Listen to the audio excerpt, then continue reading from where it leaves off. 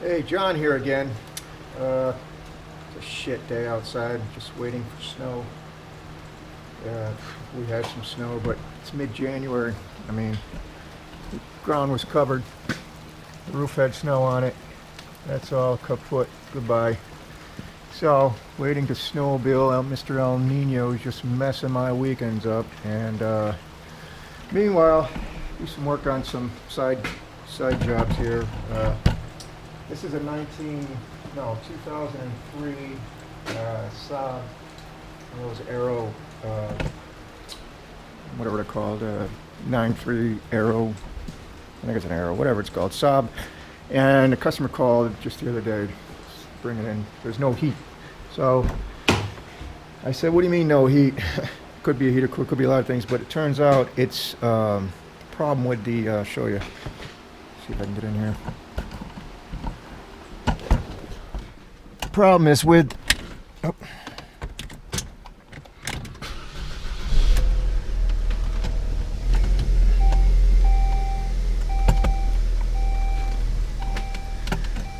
me it seems to be the problem is wow, now it's not working. Used to be you start this car up and the blower would work for just a little bit, less than 5 minutes, and then it would stop working. It seems like it would get lower, almost like there's a short in it. You can hear the fan laboring, and at this moment in time nothing's working. It's the car running, so actually you don't need the car running for that to be on. This was working. Well, that's a little bit annoying. This was working. I don't, you know, so I'm ruling out anything in the dash here as far as electronics switch, because these are working, you know, whether you push auto or whatever, nothing's working. It was working, like I said. Now, for some reason, it's not working.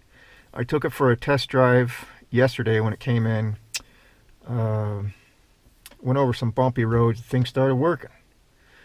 And I didn't really mess with anything. It worked for about 2-3 minutes, and then I just, you know, went down in temperature to see if the fan would go up and down, and it quit working again. So I'm expecting some kind of short, but my dilemma is because this fan is expensive. It's $200 and something. And there's also a resistor module that's behind a dash here somewhere that controls, you know, when you, it's just basically a rheostat resistor, I would imagine, but I have a feeling it's that guy, because the fan does work, and when it did work, it, you know, you can go up and down, and you know, it would go up and down, but I don't want to make the wrong call here. So probably going to take that out just to see, you know, I'll put it on a bench just to see if that thing actually works without no problems. You know, leave it on for a while, see if it'll take over 5 minutes. That's my plan. And then I guess I'm gonna rip apart this dash and just basically I don't know, see what's doing under there. Hopefully it's just a loose connection. We'll see. Well, I think I'm gonna attack from here. This glove box, just emptied it out. Looks like it's got a few Torx screws holding it in. Looks pretty relatively easy to get out, so I'll start there. Hopefully everything will be visible there, but that's my next plan of attack. So I'm gonna get some torque bits. Looks like torque bits, yeah. Either an Allen or torque, I can't really see.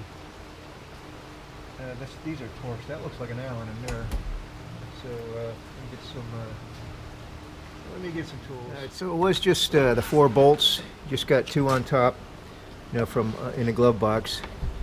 1, 2, and then down below, you know, right there, 3 and 4, and of course the one in the middle there. And this glove box just slid right out. But what I thought was interesting, this little tube here, it's kind of weird. I mean, there's an electrical connection over here, but that, which is expectable, you know, there's a light in there, but this little, there was a tube hooked up. I don't know if you can see this tube. Little tube hooked up to the glove box, and you reach in the glove box and there's like a little slider that goes back and forth. Apparently it's a climate controlled glove box. It's the weirdest thing I've ever seen. I don't know why you would need air going in there, but anyways, thought that was interesting. So we're inside here, and obviously I got a ways to go, but that looks like the blower there. I mean, it's a possibility that that right there is the resistor. Most likely, it's probably the control module. You know, for my next move, I took this this side piece off over here, and it just aside from this bolt right here is one of these doohickeys towards right down in here. Let me get a better light on there. Right there, that guy there had one of these little doors over it, you know, like a little plastic clip. That was the only thing holding it in. The rest of them were just popped in, so it kind of came right out. So that was good. This car, I mean, it's easy to work on so far.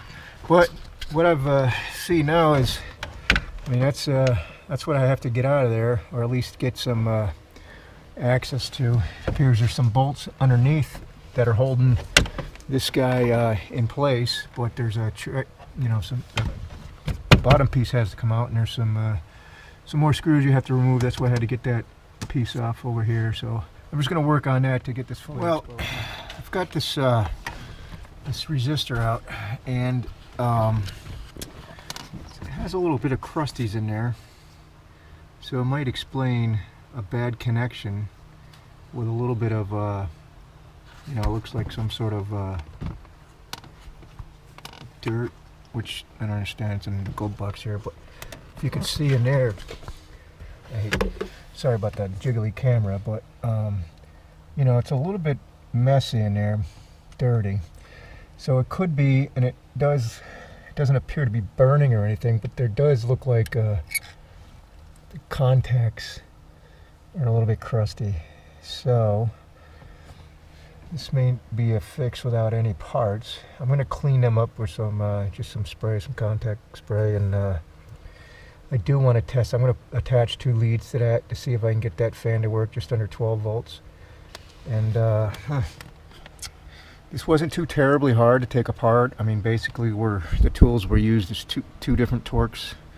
Screwdriver just to, you know, undo some clips. So this little guy is 245 bucks. Again, I'm not ready to condemn it, and I don't know much about it, so no way I'm gonna, you know, take it apart. I mean, it does look like it comes apart. Maybe I'll just take a peek inside right quick. But before I do that, I am gonna hook up 12 volts just to see if that fan does work on its own without any variable resistance to, you know, go up and down in speed. Let's see if that works. So I've set up a few things. I don't know, this is the blower motor. I don't know what's positive, what's negative. Probably won't matter. It will probably make the fan, I say probably make the fan go one way or the other, you know, because of the polarity. But so that being said, I was leaning towards the resistor, hoping, I mean, this is the cheaper one, but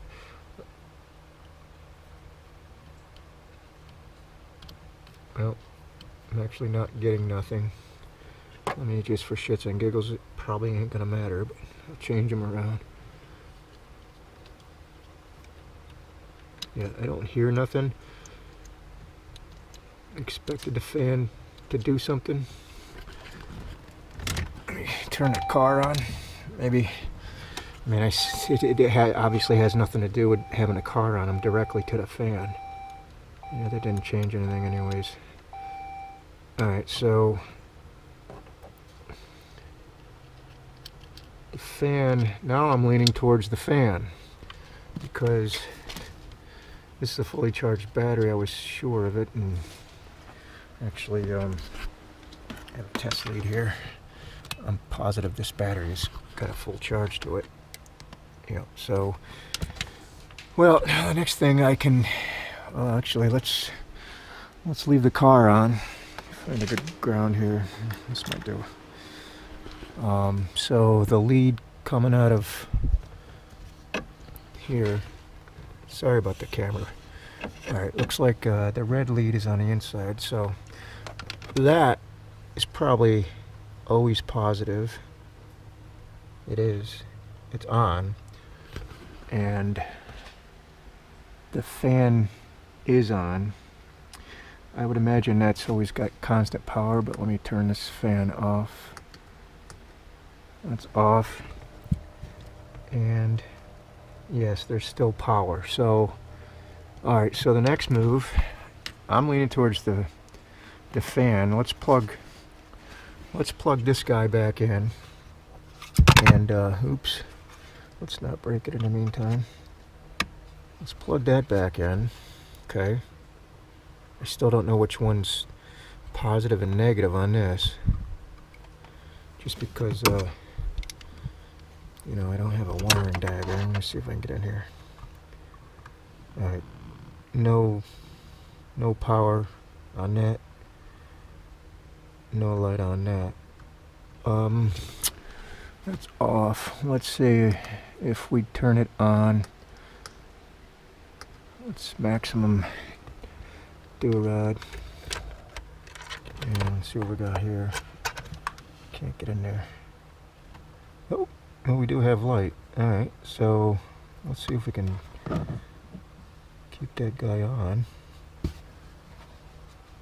Yeah, put this camera down a second. See if we can get this guy to stay there.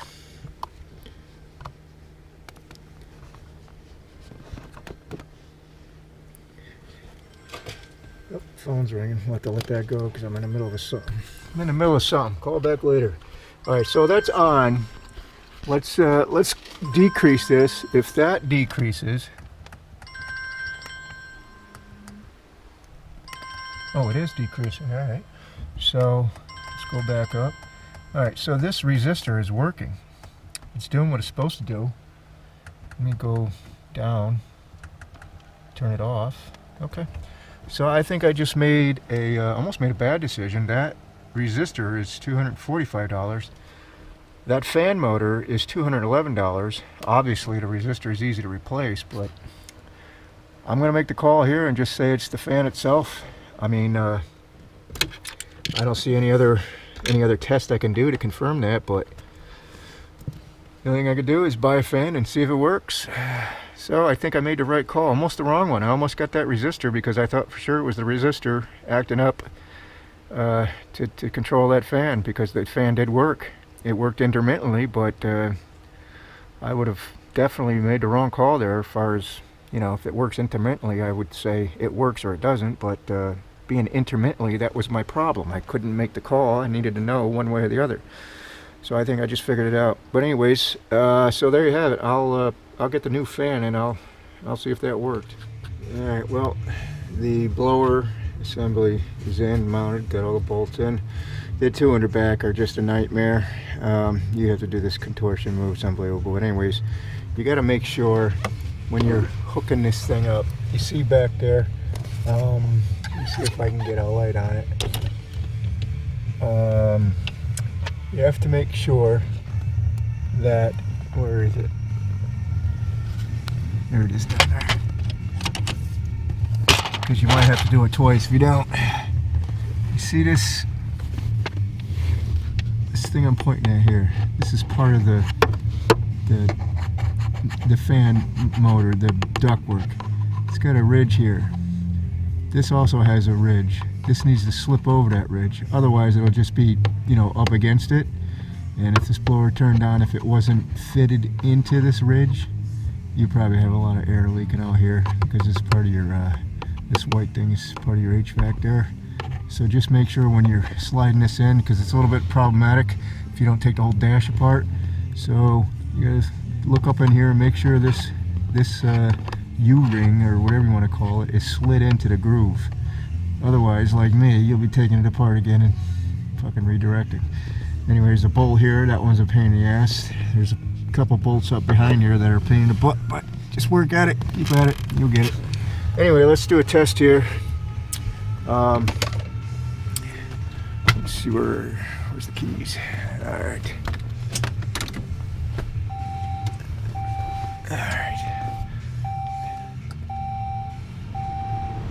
Alright, well, that's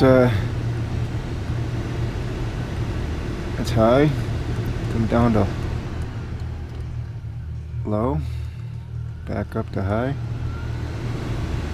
Yep, she's working. We have heat again. Alright, sweet. So, there it is. I'm just going to bolt the rest of this, you know, dash up and put everything back together. But there you have it. I mean, instead of being a blower motor or the resistor, originally I thought it was this resistor right here. It wasn't this resistor. It could be this resistor if your blower is you know, acting up. I mean, it had symptoms of it because the actual blower did work. It was just intermittent. Just happened to be the brushes in the actual motor that were bad.